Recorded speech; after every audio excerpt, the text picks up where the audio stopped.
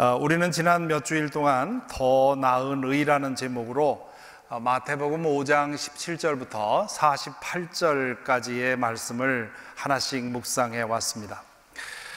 그동안 이 말씀을 들으시면서 여러분 어떻게 느끼셨나요? 은혜 많이 받으셨나요? 뭐 우리 교회는 아멘 안 나오는 교회니까 상관없습니다.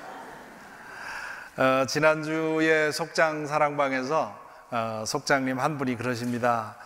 요즘 목사님 설교 때문에 제가 아주 괴롭습니다. 저도 그렇습니다. 말씀을 읽고 묵상하면서 그리고 설교를 준비하면서 저는 거듭거듭 너는 함량 미달이다, 너는 불합격이다 라는 음성을 듣습니다. 아마 제가 산상설교를 차례로 설교하려고 하지 않았다면 이렇게 괴로움을 참아가면서 설교하지는 않았을 것입니다. 제가 자신 있게 나 이렇게 하고 있다고 자신 있게 설교할 수 있는 주제들도 굉장히 많거든요.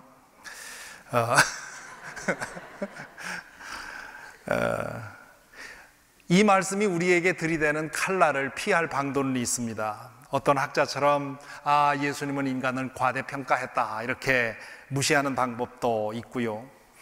나는 제자가 될 마음이 없다, 그냥 나는 교인으로만 살겠다 이렇게 생각하는 방법도 있습니다. 또 이 말씀을 다른 사람에게 들이대서 다른 사람을 비판하고 평가하는 그런 것도 이 말씀의 칼날을 피하는 방법입니다.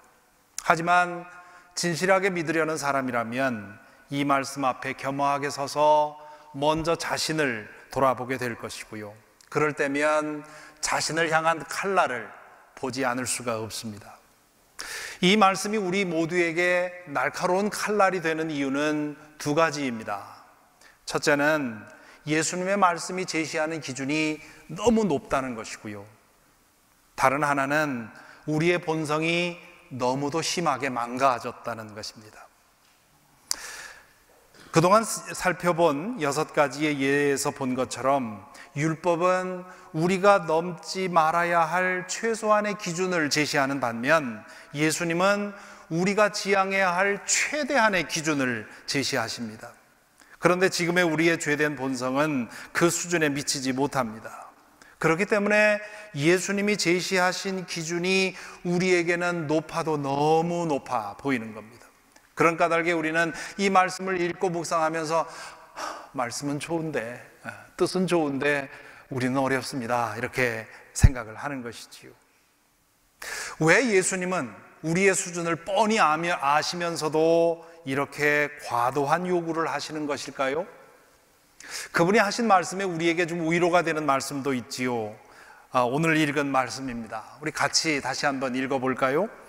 수고하고 무거운 짐을 진 사람은 모두 내게로 오너라. 내가 너희를 쉬게 하겠다. 나는 마음이 온유하고 겸손하니 내 멍에를 메고 나한테 배워라. 그리하면 너희는 마음의 쉼을 얻을 것이다. 내 멍에는 편하고 내 짐은 가볍다. 유대인 소년들이 치르는 성인식을 바미츠바라고 부르는데요, 이 바미츠바를 할 때면 유대인 소년들은 제가 이제 평생 율법의 멍에를 매겠습니다 라고 서약을 합니다. 이 말씀에서 수고하고 무거운 짐진 사람들은 질병이나 생활고로 인해서 수고하고 짐진 사람들이 아니라 율법의 멍에와 짐 아래에서 수고하고 지친 사람들을 가리킵니다. 의를 얻기 위해서 밤을 새워 율법을 연구하고 그 가르침대로 살기 위해 수고하고 애쓰던 사람들, 그런데 그럼에도 불구하고 의를 얻지 못해서 내적으로 고심하는 사람들, 그 사람들에게 하신 말씀입니다. 성경에 나오는 인물을 예로 든다면 니고데모와 바울을 예로 들 수 있습니다. 요한복음 3장에 나오는 니고데모는 바리새파 사람이요 산헤드린 의원이었습니다. 예수님은 그를 이스라엘의 선생이라고 부르지요. 그는 율법 연구와 실천에 있어서 뛰어난 사람이었습니다. 하지만 그는 한밤중에 예수님을 찾아와서 내가 어떻게 거듭날 수 있습니까? 묻게 되지요. 사람들에게 그는 밝은 대낮에 사는 사람처럼 보였지만 실은 율법의 멍에와 짐에 눌려 신음하고 있었던 것입니다. 회심하기 이전에 바울 사도도 마찬가지입니다. 그는 당시 최고의 율법 교육을 받았고 그 자신의 말대로 누구보다도 열심히 율법을 실천하고 있었습니다. 그런데 그의 영혼도 역시 캄캄한 밤과 같았습니다. 율법에 대한 치열한 순종이 그의 영혼을 지치게만 할 뿐 그가 추구했던 의의를 얻을 수 없었기 때문입니다. 그렇게 율법의 멍에에 짓눌려 신음하던 중에 부활하신 주님을 만나고 해법을 얻게 되는 것이지요. 예수님은 율법의 멍에와 짐에 지친 사람들에게 그것을 벗어버리고 당신이 제시하는 멍에와 짐을 지라고 말씀하십니다. 그분의 말씀이 맞다면 그분이 제시하는 멍에와 짐은 율법의 짐보다 더 가벼워야 하는 것 아닙니까? 하지만 그동안 우리가 살펴본 바와 같이 예수님의 짐이 율법의 짐보다 더 무겁습니다. 무거워도 많이 무겁습니다. 그래서 우리 예수님은 지금 우리를 적잖이 헷갈리게 만들고 계신 겁니다. 율법의 멍에와 짐보다 더 쉽고 가볍게 해주시려면 율법보다 더 낮은 기준을 제시해야 되는 건 아닙니까? 율법보다 더 낮은 기준을 제시하셨다면 예수님 말씀은 이랬을 겁니다. 율법은 살인하지 말라고 했는데 나는 말한다, 죽이고 싶으면 죽여라. 율법은 간음하라고 말했는데 나는 말한다, 내 욕망대로 해라. 율법은 이혼하려면 증서를 써주고 이혼하라고 했는데 나는 말한다, 내 하고 싶은 대로 해라. 율법은 맹세를 했으면 꼭 지키라고 했는데 나는 말한다, 그럴 거 없다. 율법은 보복을 제한했는데 나는 말한다, 분이 풀릴 때까지 보복해라. 율법은 이웃을 사랑하라고 했는데 나는 말한다, 그럴 필요 없다. 어떻습니까? 정말 쉽지요? 사실 많은 사람들이 원하는 게 이런 거 아닙니까? 요즘 미국과 한국에서 뉴스를 장식하는 사건들을 보시기 바랍니다. 재벌들의 갑질, 한국 연예인들이 보여준 추행, 미국 연예인들의 입시 부정 사건, 정치인들의 부정, 그리고 무차별적인 범죄와 테러, 이 모두가 자신의 타락한 본성을 따라 산 결과입니다. 왜들 그렇게 살아갑니까? 그게 제일 쉽기 때문입니다. 예수께서 내 멍에는 편하고 내 짐은 가볍다고 하실 때 그분이 생각한 것이 이런 것은 아니라는 것 아마 여러분도 다 짐작은 하실 것입니다. 그분은 우리가 미칠 수 없을 정도로 높은 기준을 제시하시면서도 당신의 멍에는 편하고 당신의 짐은 더 가볍다고 말씀하십니다. 그러므로 그 말씀에는 필시 다른 뜻이 담겨 있음에 틀림이 없습니다. 그게 뭘까요? 예수님은 왜 이토록 높은 기준의 의의를 제시하시면서도 당신의 멍에가 율법보다 더 가볍다고 말씀하시는 걸까요? 우리는 팔복을 묵상하는 중에 의의에 대해서 살펴본 적이 있습니다. 그 말씀을 다시 보지요. 마태복음 5장 6절에 보면 이렇게 말하고 있습니다. 우리 같이 읽어보겠습니다. 의의에 줄이고 목마른 사람은 복이 있다. 그들이 배부를 것이다. 이 말씀에 대해서 말씀드리면서 저는 여기서 말하는 의의는 내가 스스로 선행을 쌓아 올리는 그런 의의가 아니라고 말씀을 드렸지요. 만일 그런 것이라면 의의에 줄이고 목마른 사람은 많은 의의를 이루기 위해서 분투하는 사람을 가리킵니다. 앞에서 말씀드린 대로 스스로 의의를 쌓아서 하나님의 커트라인에 들기 위해서 분투했던 사람들은 그로 인해서 복을 누리기보다는 오히려 화를 당했습니다.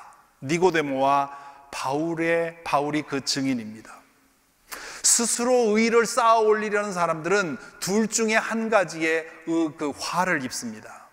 첫째는 그런 노력은 위선에 빠지게 만듭니다. 스스로 의의를 쌓아 올리기 위해서 노력하면 겉으로는 거룩하고 의롭게 보이지만 내면에는 변화가 없습니다. 이와 같이 이중적이고 위선적인 상태를 정직하게 인정하는 것은 쉬운 일이 아닙니다. 더 많은 사람들은 그걸 당연한 것으로 여기고 살아갑니다. 그럼으로써 다른 사람을 속이고 결국 자기 자신도 속에는 지저분한 것들이 가득 차 있으면서도 나는 의롭다고 착각하는 것입니다.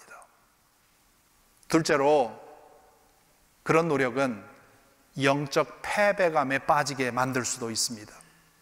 자신을 정직하게 성찰하는 사람들이 주로 이 길로 갑니다. 그들은 경건의 겉모양에 만족하지 못합니다. 위선적인 상태를 그냥 두고 볼 수가 없습니다.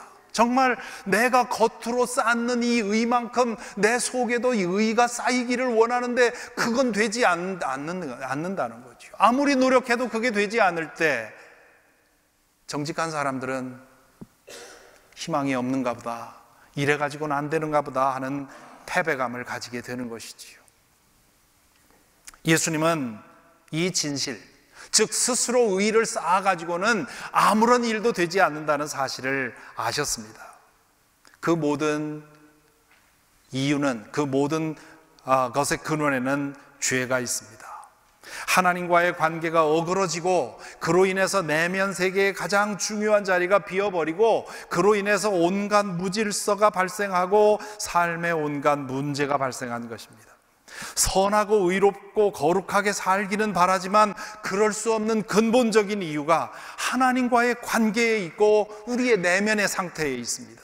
그렇기 때문에 먼저 하나님과의 관계가 바로 잡히고 우리의 내면의 상태가 바로 잡혀야만 우리가 행동을 고칠 수가 있는데, 그건 그대로 두고 행동만 고치려고 하는 것이지요. 그것이 스스로 의를 쌓아 올리려는 사람들이 불행한 가장 중요한 까닭이지요. 대지에서 뿌리 뽑힌 나무의 상태를 한번 생각을 해보시기 바랍니다. 제가 가끔 걷는 산길에 보면 아름드리 나무가 폭풍에 쓰러져서 눕혀져 있는 것을 봅니다. 뿌리가 뽑혀 있는데도 몇 년을 두고 보면 봄이 오면 새순을 내고 그 꽃을 피우고 가을이면 열매도 맺습니다. 그 모습만 보면, 그 가지만 보면, 그 꽃과 나무만 보면 그 나무는 살아있는 것 같습니다. 그러나 실은 뿌리가 뽑혀 있기 때문에 죽은 것이나 다름이 없습니다. 만일 그 나무를 살리고 싶으면 그 뿌리 뽑힌 나무를 다시 대지에 심어야 합니다. 그런 다음 잘 가꾸어서 그 나무 속에 있는 죽어가던 생명력을 되살려 주어야 합니다. 그러면 다시금 새순을 내고 꽃을 피우고 열매를 맺을 수 있습니다. 만일 뿌리가 뽑힌 채로 그대로 두고 가지를 가꾸고 꽃을 가꾸는 사람이 있다면 그는 아마 사람들의 비웃음을 살 것입니다. 가꾸는 그 사람 자신도 머지않아서 지쳐서 포기하게 될 겁니다. 뿌리가 뽑혀서 나무가 속에서부터 썩고 있는 상태에서는 아무리 가지를 잘 가꾼다 해도 결국은 죽어버리고 맙니다. 마찬가지입니다. 모든 인간은 하나님의 대지에 뿌리를 둘 때 비로소 참된 생명을 얻을 수 있습니다. 예수 그리스도를 주님으로 영접한다는 말은 하나님의 대지에서 뿌리 뽑혀진 우리의 존재를 다시 하나님의 대지에 심는 것입니다. 의에 줄이고 목마른 사람이란 말은 하나님의 대지에서 뿌리 뽑힌 상태를 견디지 못하고 다시금 그 대지에 심겨지기를 소망하는 사람을 가리킵니다. 나무가 뿌리 뽑힌 상태로 오래 있으면 나무 안에 해충이 번지기 시작을 합니다. 참 신기하지요. 우리 눈에는 겉에서 들어간 것이 아무것도 없는 것 같은데 나무 속에는 이미 해충이 득실거리기 시작을 합니다. 그 시간이 지속될수록 점점 더 썩어가는 것이지요. 그것처럼 하나님의 대지에서 뿌리 뽑힌 사람 상태로 살아가는 사람의 내면에는 죄의 독소가 퍼집니다. 그 시간이 지속될수록 죄의 세균은 점점 더 깊이 더 널리 침투합니다. 하나님에게 눈을 뜨고 나면 그 상태를 그대로 두고 볼 수가 없습니다. 자신의 내면에 가득 찬 혼란과 부정과 어둠을 견딜 수가 없습니다. 그래서 그 부정과 어둠과 혼란을 해결할 길을 찾는 것이지요. 하나님의 대지에서 뿌리 뽑힌 상태로 살면서 내면에 온갖 혼란과 부정과 어둠이 가득해지면 그 내면에 가득 찬 것이 우리의 눈빛과 말과 행동을 통해 표현됩니다. 그로 인해서 사랑하는 사람들에게 상처를 주게 되고요, 이웃 사람들에게 악을 행하게 되고요, 그리고 자기 자신의 인생을 허비하고 망가뜨립니다. 어디 그뿐입니까? 사회를 혼란스럽게 만들기도 하지요. 이것이 우리 인간의 실존입니다. 누구는 더 심하고 누구는 좀 덜한 차이가 있을 뿐입니다. 누구나 태어나면서 원죄를 안고 태어나기 때문입니다. 원죄란 쉽게 말하면 하나님의 대지에서 우리의 뿌리가 뽑혔다는 뜻입니다. 아담과 하와가 하나님에게 등진 선택을 한 이후로, 그리고 세대를 이어오면서 죄를 거듭 선택한 결과로 인해서 인간 존재 안에는 회복될 수 없을 정도로 깊이 부패해버렸다는 얘기입니다. 지난번에 멕시코 선교 여행을 하는 중에 동행한 교우님과 대화를 하다가 원죄를 이해하는데 아주 중요한 단서를 발견을 했습니다. 항생제 이야기인데요, 이 항생제는 인류의 질병 치유에 있어서 가장 획기적인 발견이라고 하지요. 그런데 항생제를 너무 많이 남용하게 되면 항생제에 대한 내성이 생겨서 나중에는 항생제의 병균이 듣지 않는다는 겁니다. 과학의 문외 아닌 저는 항생제에 대한 내성이 생긴다는 말이 제 몸에 내성이 생기는 것이라고 오해했었습니다. 의사 출신이신 그분과 그 교우님과 대화를 하다 보니까 그 내성은 내 몸에 생기는 것이 아니라 병균에 생기는 것입니다. 제가 제 몸에 침투한 감기 바이러스를 치료하기 위해서 항생제를 먹으면 제 몸에 침투한 그 바이러스의 항생제에 대한 내성이 생기게 되고, 제 몸에 침투했던 바이러스에 생겨진 그 내성이 공중에 떠다니는 다른 바이러스에게도 퍼진다는 뜻입니다. 그렇게 되면 나중엔 어떤 항생제에도 듣지 않는 그런 슈퍼박테리아가 생긴다고 하지요. 앞으로 인류의 생존을 가장 심각하게 위협할 요인 중에 하나가 바로 이 슈퍼박테리아라고 경고하고 있습니다. 저는 이 설명을 듣고 적잖이 놀랐습니다. 제가 참 무식하지요? 저만 무식했나요? 여러분은 다 알고 있었던 것을 저만 몰랐나요? 제 몸에 침투했던 바이러스에 내성이 생기면 그 내성이 어떻게 공중에 떠다니는 다른 바이러스에 퍼진다는 말입니까? 모든 병균은 다 각각 개체로 날아다니면서 작용하는 것 같은데 실은 한 몸이라는 거 아닙니까? 병균 한 개체에 일어난 일이 병균 전체에게 퍼진다는 말 아닙니까?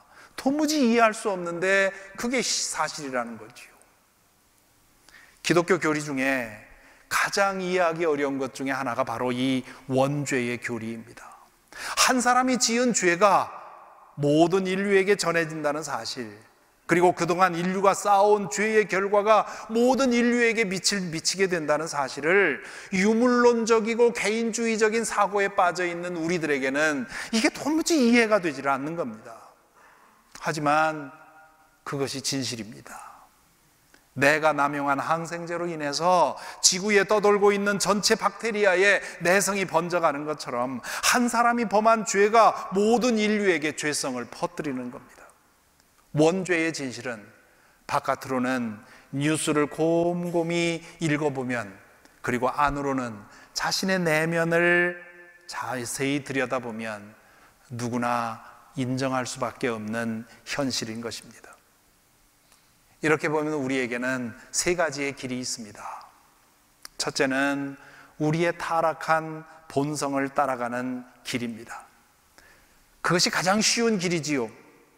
욕심 나는 대로 먹고 되는 대로 말하고 하고 싶은 대로 행하며 사는 것입니다. 분노가 일어나면 분노가 풀릴 때까지 복수하고, 미움이 일어나면 속 시원할 때까지 미워하는 것이지요. 많은 사람들이 이 길을 가고 싶어 하고요, 실제로 이 길을 갑니다. 그것이 편하기 때문이지요. 타락한 본성에는 그렇게 하는 것이 즐겁기 때문입니다.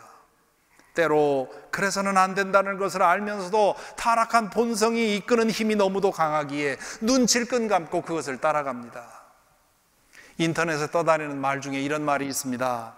갈까 말까 할 때는 가라, 살까 말까 할 때는 사지 마라, 말할까 말까 할 때는 말하지 말라, 줄까 말까 할 때는 주라, 먹을까 말까 할 때는 먹지 마라.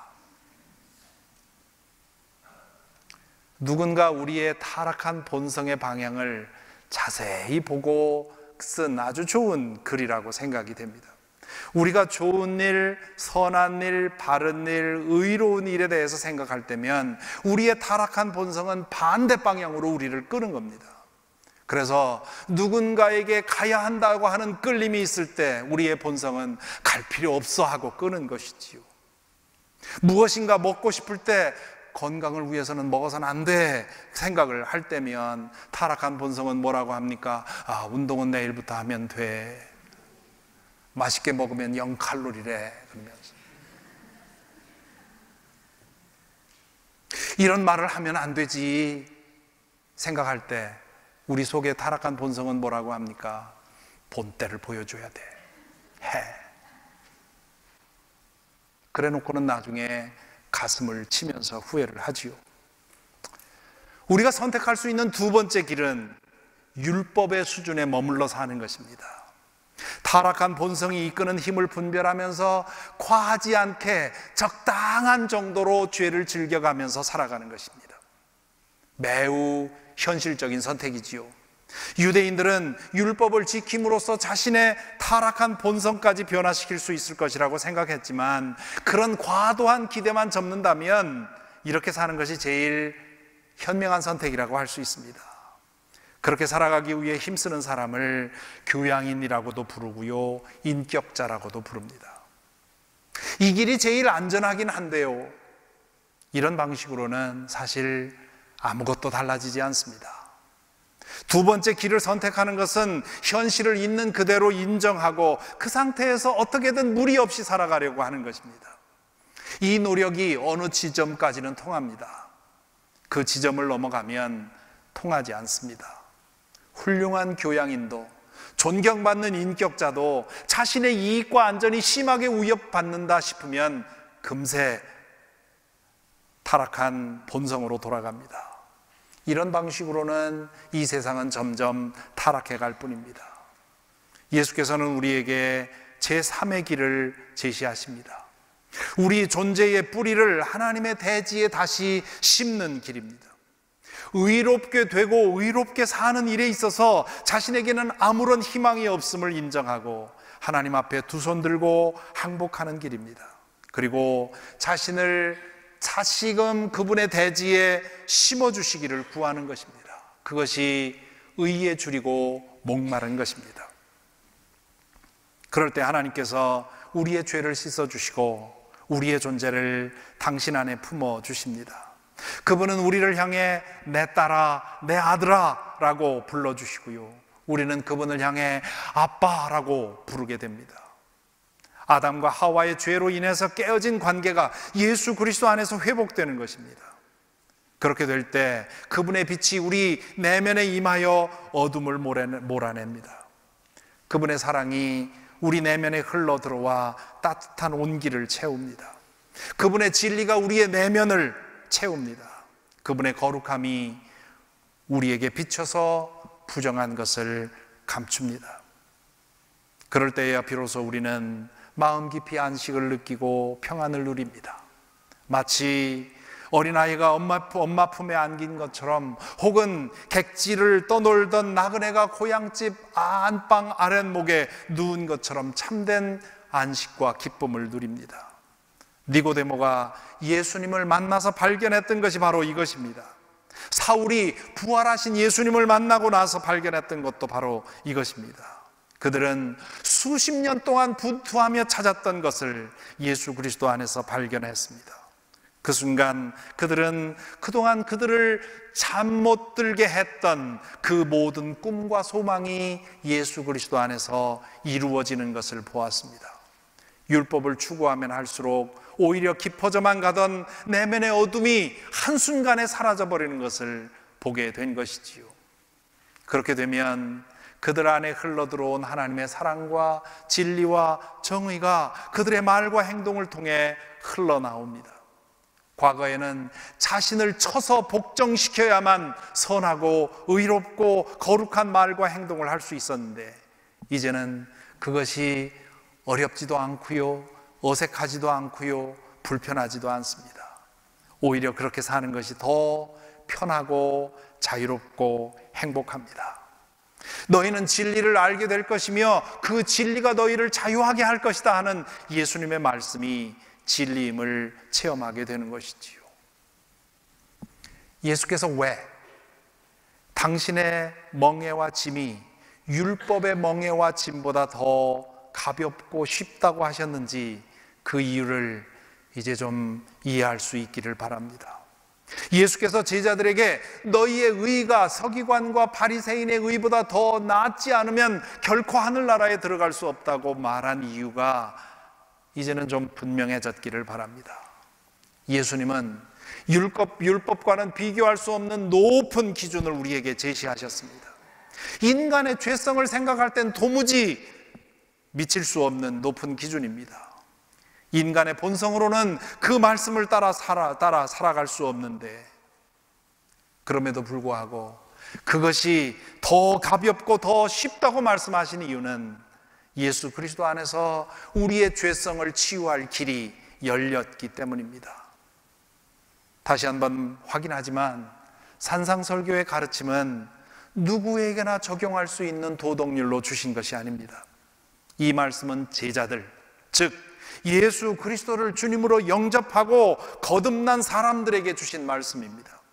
성령의 능력 안에서 죄성을 치유받고 받은 사람, 그 안에서 살아가는 사람들만이 꿈꾸고 지향할 수 있는 그런 높은 이상을 주신 것입니다. 위로부터 임하는 의를 갈망하고 그 의로 옷 입은 사람만이 꿈꾸고 바랄 수 있는 높은 이상입니다. 이렇게 본다면 더 나은 의라는 제목으로 살펴본 5장 17절부터 48절까지의 말씀은 적어도 우리에게 세 가지의 메시지를 전해줍니다. 첫째, 우리는 이 말씀을 통해서 우리 자신이 얼마나 부족한 존재인지를 새삼 느끼고 자각하고 인정해야 합니다. 마르틴 루터는 산상설교는 우리의 죄성을 깨닫게 하기 위해서 주어진 것이라고 말한 적이 있는데요, 그렇게 말할 만한 요소가 이 말씀 안에 담겨 있습니다. 진실하게 이 말씀 앞에 선다면 누구나 나는 죄인입니다, 나는 부족합니다 라고 인정하고 고백할 수밖에 없습니다. 아마도 이것이 예수님의 의도 중에 하나였는지 모릅니다. 스스로 자신의 의에 대해서 자부하면서 스스로 의인이라고 착각하는 사람들로 하여금 자신이 죄인이라고 하는 것을 인정하도록 주신 말씀일 것입니다. 그런데 그것이 전부가 아닙니다. 둘째로, 이 말씀을 통해 우리가 얼마나 고귀한 존재로 지어졌고 얼마나 고귀한 존재로 부름받았는지를 기억해야 합니다. 우리가 죄에 물들어 있고 하나님의 영광에서 멀리 떨어진 그런 존재인 것은 맞지만 원래부터 그랬던 것은 아닙니다. 또한 언제까지나 그 상태로 살아가는 것도 가야 하는 것도 아닙니다. 하나님께서 우리를 고귀한 존재로 지으셨고 또한 그런 존재로 회복시키셨고, 장차 예수님이 오실 때 새하늘과 새 땅이 임할 때 우리는 그 완전한 존재로 회복될 것입니다. 백조로 지어진 우리가 자신이 오리인 줄 착각하고 뒤뚱거리면서 땅만 파고 있어서는 안 된다는 말입니다. 날개를 활짝 펴서 공중으로 비상할 수 있는 시도를 해야 된다는 것이지요. 셋째로, 오늘 이 말씀을 통해서 우리는 우리에게 백조처럼 비상할 수 있는 길을 예수께서 열어주셨다는 사실을 깨달아야 합니다.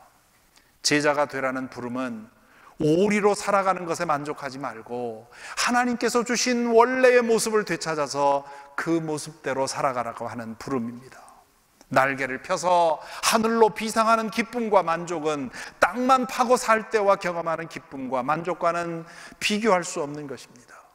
그렇기에 예수께서는 그 길을 열어놓으시고 우리로 하여금 그 길을 선택하라고 말씀하십니다.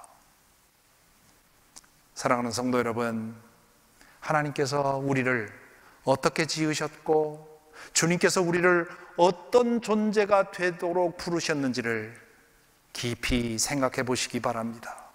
그리고 그 부름에 응답할 수 있기를 바랍니다. 지금은 비록 부족하지만 그분이 우리에게 깨우쳐 주신 대로 날개를 펴고 비상하는 연습을 하십시다. 주님께서 날아가 오르게 하실 것입니다. 그리고 우리의 타락한 본성으로는 도무지 불가능해 보였던 일들이 이루어지는 이적을 우리 자신 속에서 경험하게 될 것입니다. 그 은혜가 저와 여러분에게 함께 하기를 간절히 기원합니다.